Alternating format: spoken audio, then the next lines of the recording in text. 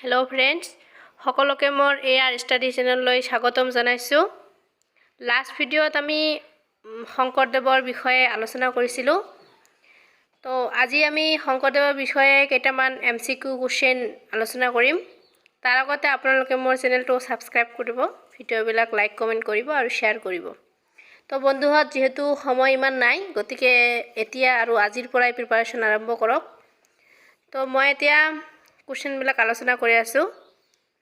First, উত্তৰাখণ্ডৰ ৰামায়ণ অসমীয়ালৈ কোনে অনুবাদ কৰিছিল? উত্তৰ শ্ৰীমন্ত শংকৰদেৱ। 2. বৈষ্ণৱ সাহিত্যৰ সাৰ গ্ৰন্থ কি আছিল? উত্তৰ ভাগৱত পুৰাণ। শংকৰদেৱৰ ভটিমা কেই প্ৰকাৰৰ আৰু কি কি? শংকৰদেৱৰ ভটিমা 3 প্ৰকাৰৰ আছিল: নাট, দেৱ, ৰাজ। নাট ভটিমা, দেৱ ভটিমা আৰু ৰাজ ভটিমা। কুৱেশ্চন নম্বৰ 4, শংকৰদেৱে স্থাপন কৰা মধুপুৰ সত্ৰ ক'ত অৱস্থিত? এনসাৰ কোচবিহাৰত।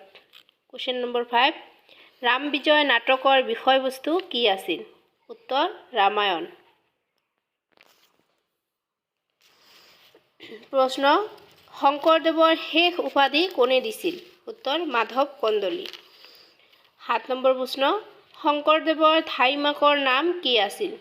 উত্তৰ চন্দৰী।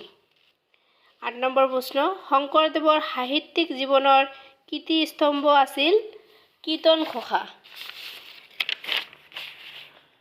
9 নম্বৰ প্ৰশ্ন, শংকৰদেৱৰ সংলাপবিহীন নাটক কি? শংকৰদেৱৰ সংলাপবিহীন নাটকখন আছিল চিহ্ন যাত্ৰা। এইটো ইম্পৰ্টেণ্ট কুৱেশ্চন হয় বাৰু। কুৱেশ্চন নম্বৰ 10, শংকৰদেৱে প্ৰথমে কিমান চনত আৰু ক'ত তীৰ্থ ভ্ৰমণ কৰিছিল? 1481 চনত শ্ৰীক্ষেত্ৰ। প্ৰশ্ন নম্বৰ 11, শংকৰদেৱে প্ৰথমে কি মূৰ্তি প্ৰতিষ্ঠা কৰি ভক্তি ধৰ্ম প্ৰচাৰ কৰিছিল? উত্তৰ জগন্নাথ মূৰ্তি। এইটো ইম্পৰ্টেণ্ট প্ৰশ্ন হয়, প্ৰায় আহি থাকে। কুৱেশ্চন নম্বৰ 12, শংকৰ মাধৱৰ মিলন ক'ত আৰু কিমান চনত হৈছিল? উত্তৰ 1522 খ্ৰীষ্টাব্দত ধোৱাহাটা বেলগুৰিত। কুৱেশ্চন নম্বৰ 13, শংকৰদেৱৰ শ্ৰেষ্ঠ ৰচনা কি? শংকৰদেৱৰ শ্ৰেষ্ঠ ৰচনা আছিল দশম। স্বৰবৰ্ণ শিকিয়েই শংকৰদেৱে ৰচনা কৰিছিল। স্বৰবৰ্ণ শিকিয়ে শংকৰদেৱে এখন গীত ৰচনা কৰিছিল আকাৰ ইকাৰ অবিহনে। সেইখন গীত আছিল কমলা গীত। শংকৰদেৱৰ গুণমালা কাব্য কি ছন্দত ৰচনা? এইটো ছন্দটো আছিল কুসুমমালা।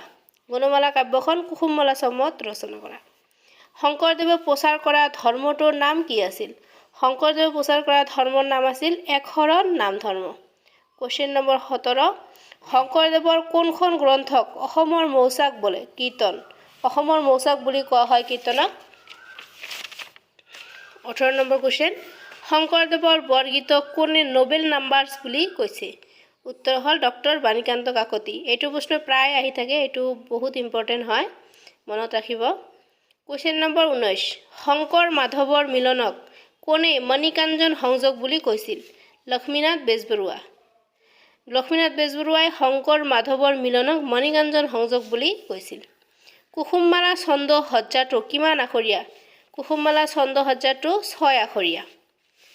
তো বন্ধু আজি মানে 20টা কুৱেশ্চন মই দিলোঁ, ইম্পৰ্টেণ্ট হয় বাৰু, মনত ৰাখিব। আৰু মোৰ নেক্সট ভিডিঅ'ৰ বাবে অপেক্ষা কৰিব। মই সোনকালে নেক্সট ভিডিঅ' আপলোড কৰিম। ধন্যবাদ।